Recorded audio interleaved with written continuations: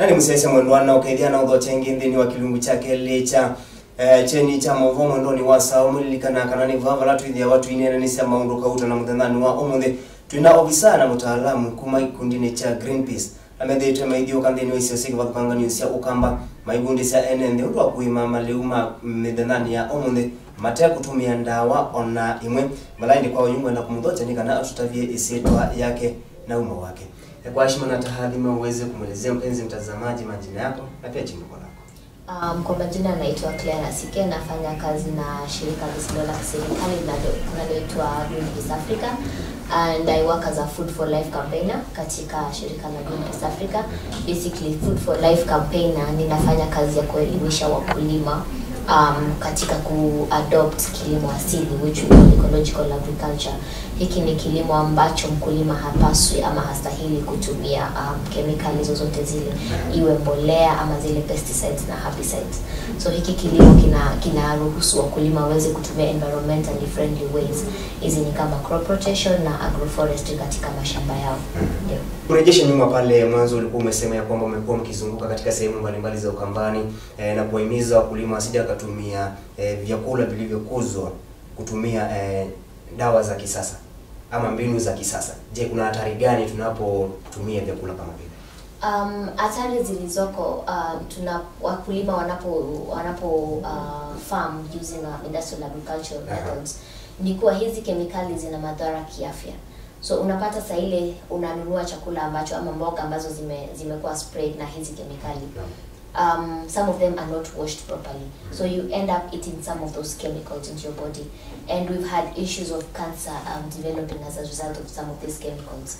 So kutumia hizi kemikali zina madhara sana ya kiafya, and apart from that pia zina madhara ya kwa mazingira.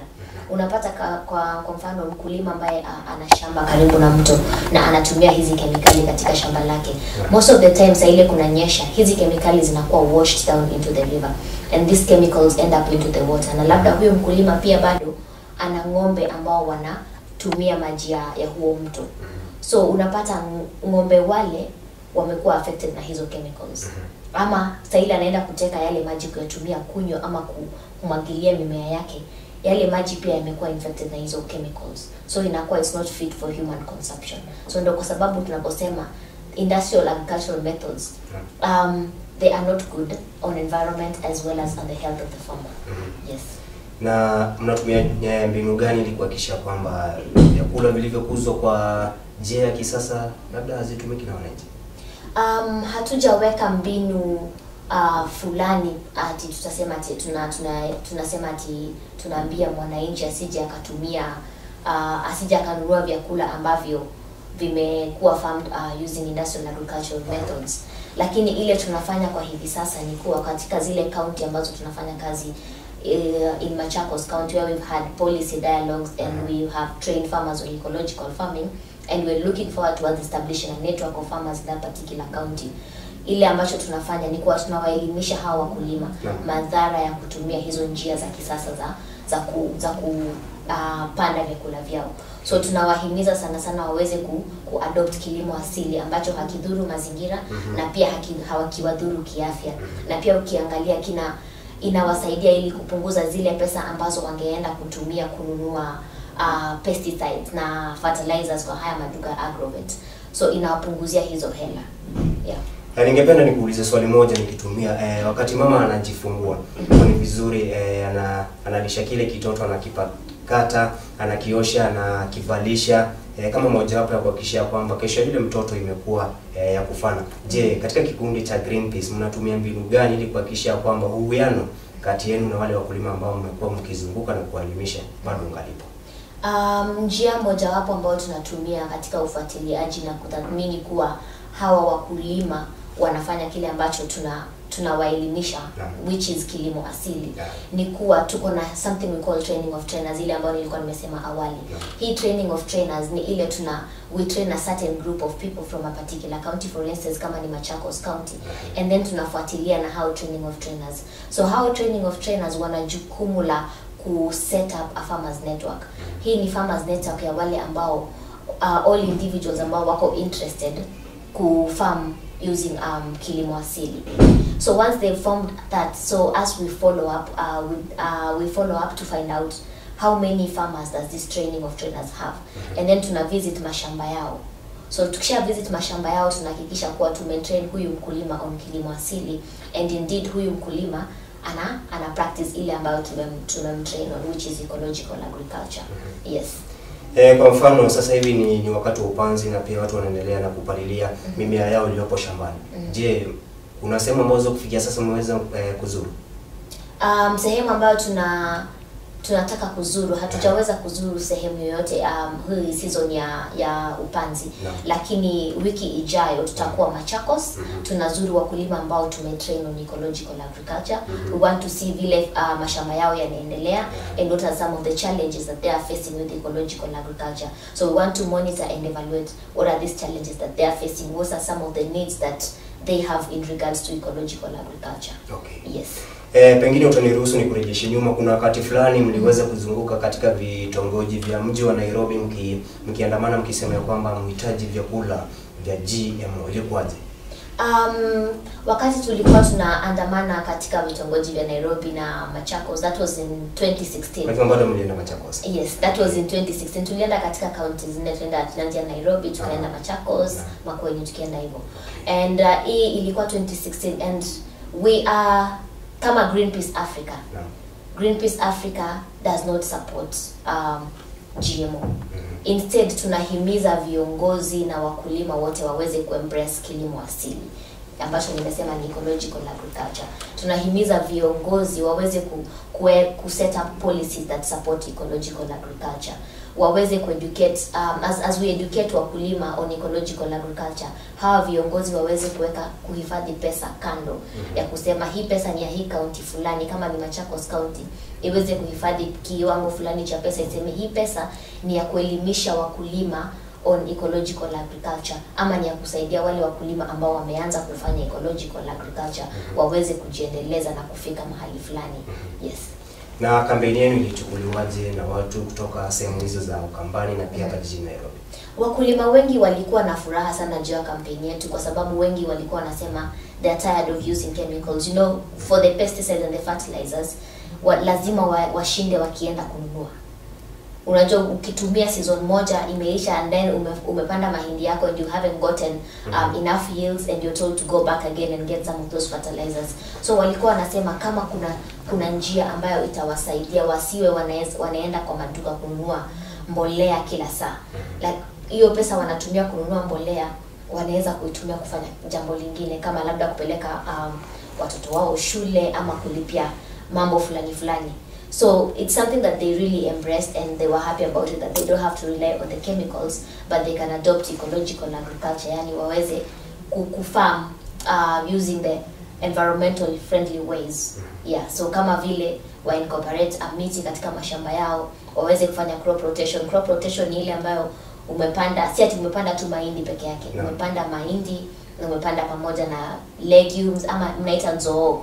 Umepanda nzoo pamoja na mahindi, because one, you look at nzoo ni nitrogen fixing. So ukipanda nzoo pamoja na mahindi, nzoo inakusaidia kuongeza mbolea katika udongo wako.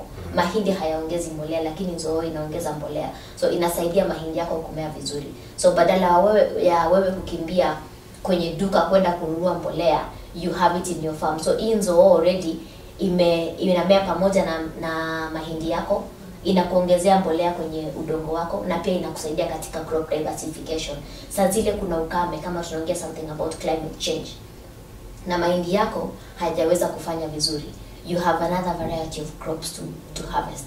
So usemi tu ati kwa shamba langu mimi niko tu na mimea moja ambao nita harvest. Utakuwa na mahindi na nzoo na maharagwe ya asante sana. Pengine ni kupeleke katika sehemu ambazo sio za Ukambani. Sababu tunajua imekuwa ni mojawapo ya utaniruhusu ni vitu ambavyo vimekuwa vikimhangaisha mwananchi wa kawaida, na ni vizuri sana kusikia kwamba mnaangazia sehemu kama vile Machakos, Makueni na pia sehemu za Nairobi. Ukiangalia kulingana na takwimu ambazo zimekuwa zikifanywa, utapata ya kwamba sehemu kama vile za Turkana, Wajir na hizo sehemu za juu zimekuwa zikiathirika sana pakubwa na ukame.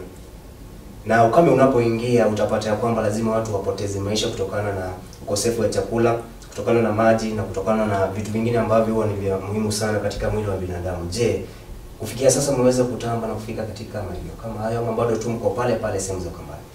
Hatujaweza kutamba na kufika hizo sehemu za let's say Marsabit na hizo Garissa. Hatujafika huko.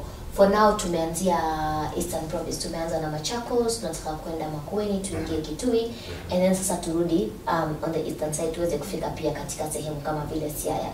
So our focus right now tumeanza na hizo counties 4, and then as we spread the message of ecological agriculture further, and na vile watu wanavyozidi ku keep on adopting ecological agriculture, we hope to reach even more counties and not just the first 4 counties that we began with. Okay. Yes. Ni changamoto gani ambazo mmekuwa mkipitia kama kikundi cha Greenpeace sasa wakati mnapokutana na wakulima na kuwaelimisha kuhusiana na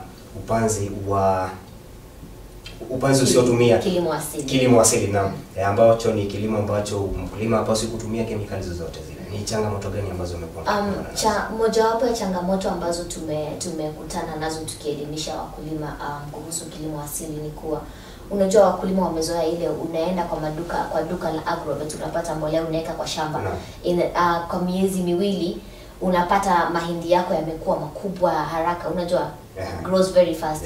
Like ile changamoto ambayo tumepatana nayo sana ni in terms of policy adoption. Hatuna county mingi utapata hakuna policies zinazo support ecological agriculture. Ndio tunaelimisha wakulima jinsi ya kuembrace hiki kilimo asili, lakini hakuna sheria ambazo zimewekwa na viongozi ambazo zina support kilimo asili. So hiyo ni changamoto moja hapo ambayo tumepatana nayo, na pia vile ambavyo nimesema awali hakuna fedha katika county mingi utapata ndio zimeweka fedha kando ya kusupport agriculture, lakini hazijaweka pesa kando purposely for ecological agriculture. So tuko na changamoto mbili ambazo zimeweza kutukumba katika kufanya hii kampeni ya kuelimisha wakulima juu ya kilimo asili, na ni hiyo kuweka sheria ambazo zina support ecological agriculture na pia kuhifadhi pesa kando zinazo support kilimo asili. Shukrani sana. Umesema ya kwamba changamoto zimekuwepo na kama tujuavyo ni lazima ukumbane na changamoto katika kila jambo ambalo ulifanya. Je, unao mpango wa kushirikiana na serikali za kaunti kama mojawapo ya kuhakikisha kwamba kikundi cha Greenpeace kimeweza kuenea na pia kuwafikia wale wakulima ambao wako kule katika mashinani? Tuko katika harakati ya kupartner together with county governments, kushirikiana na county governments to address some of these challenges that you are facing. For instance, tunataka kushirikiana na kama county ya Machakos. Tumekuwa na policy dialogue before in Machakos County, and the policy dialogue was purposely to have policies that support ecological agriculture in that particular county. So kwa hivyo tuko na mpango ya kushirikiana na counties katika kueneza hii injili ya kilimo asili. Okay. Naona mwelekezi wangu anifahamisha kwamba wakati bado unatupeleka mbio. Neno lako la mwisho labda kwa wakulima ama wale watazamaji ambao kwa sasa hivi wanatutazama, sababu mko na mipango kama kikundi cha Greenpeace. So neno langu la mwisho kwa wale wakulima ambao wanatutazama ni kuwa they can come on board as farmers to be part of our farmers network.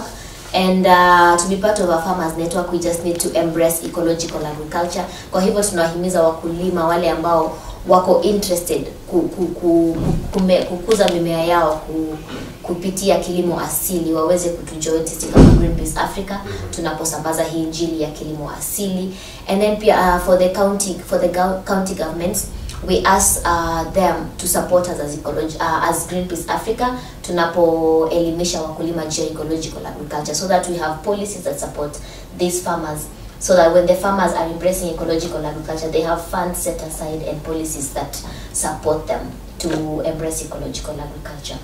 Thank you so much. Naende musese mwendwa au ni watu kunianzuma ndende ni onene witu kiweoni cha umundhilikana kana tu ina clear na sike umekati wa wataalamu kuma kikundi ne cha Greenpeace wala tu watu inena nisia ilo mambo makoneche uemi wa matukuni maki omundu bate kutumia ndawa ona imwe na ndi sima mambo ndoni wasa itatu ndio alisokedia ndeni wa mesa cheni cha mvoni kana tunena nisi kana tuendelee na kumulikila na mvoto ndo tuidhi watu nambi tunami na umakwata kuma nyumbani ya utangasia. Shukrani sana kwa wakati wako, Mwenyezi Mungu akubariki na pia akukikifia shari wakati huu mnapozunguka katika sehemu mbalimbali za Ukambani na pia katika nchi ya Kenya mkiwaelimisha wananchi kuhusu kilimo asili. Shukrani sana.